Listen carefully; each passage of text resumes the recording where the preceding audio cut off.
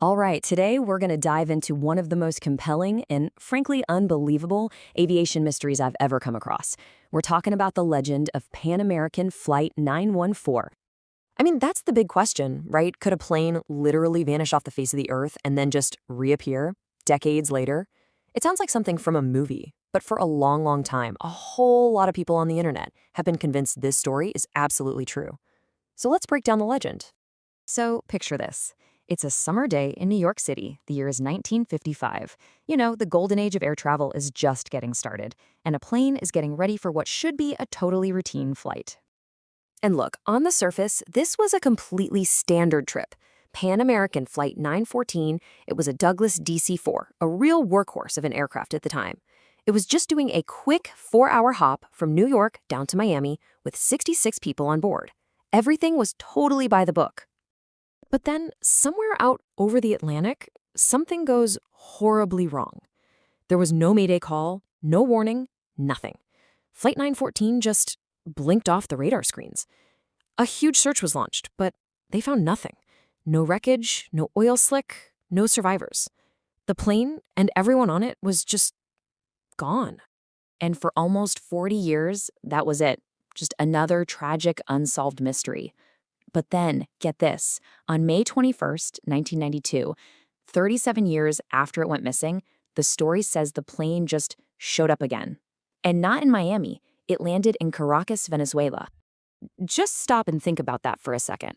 A 37-year gap where a whole airliner was who knows where.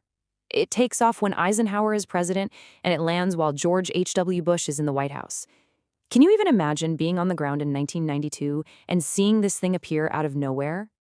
The story goes that this was the pilot's first totally confused radio call to the control tower. The air traffic controller, a guy named Juan Delacorte, was stunned.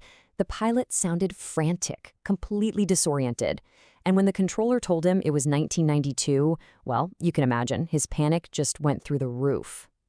So not only has this plane supposedly traveled through time, it's also thousands of kilometers off course. Caracas is nowhere near Miami. The mystery was just getting deeper and deeper. And this is the climax of the story. The pilot is screaming over the radio, refusing to let anyone approach the plane. He fires up the engines and takes off again, just as ground crews are racing towards him. But as the plane climbed away, something supposedly fell onto the tarmac. It was a little pocket calendar for the year 1955. This was the smoking gun, the proof. And then the plane vanished into the clouds, never to be seen again. I mean, what a story, right? It's incredible. You've got time travel, a ghost plane, physical evidence. It feels so real, you almost want it to be true. But this is where we have to start asking some pretty basic questions. And that's where the whole thing just completely falls apart. Yep, you heard that right. The entire, elaborate, fascinating story is a total hoax. A complete fabrication, not a single tiny part of it ever actually happened. So how can we be so sure? Well, let's just look at the cold, hard facts. Okay, so when you actually dig into the official records, which are kept like you wouldn't believe, the legend just evaporates. First off, there's no record of a Pan Am Flight 914 ever. Second, Pan Am didn't have a single DC-4 crash in all of 1955, and that key eyewitness, Juan Delacorte, the photo that always goes with the story is just a generic stock photo of some guy. So if the story is 100% fake, where on earth did it come from? How does a piece of pure fiction become this massive internet legend? Well, the trail leads us back to a very particular kind of newspaper. Let me introduce you to the Weekly World News. If you were around in the 80s and 90s, you remember this thing from the supermarket checkout line. For almost 30 years, its entire business model was just making up the most insane, unbelievable stories you can imagine and presenting them as real news. And just to give you a little taste of what we're talking about, these were their actual headlines. Bat Boy, alien abductions, Elvis sightings. This is the company that Flight 914 kept. This story was never, ever meant to be taken seriously. It was pure, ridiculous entertainment.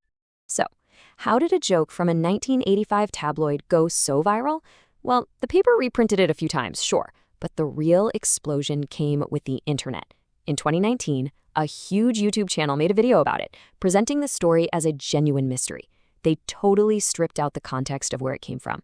That video got millions and millions of views, and just like that, the hoax was reborn for a whole new generation. You know, the journey of Flight 914 from a funny tabloid story to a viral mystery is more than just a curiosity. It's actually a perfect case study in how misinformation spreads, and maybe why we're so wired to fall for it. Think about it. The story has everything: a mystery, suspense, a dramatic climax, even that little piece of proof. It's just a perfectly constructed narrative. And our brains love a good story. Sometimes we love a good story so much that it can actually feel more real, more satisfying than the boring old truth. And that really brings us to the main takeaway here. The legend of Flight 914 didn't spread because it was believable.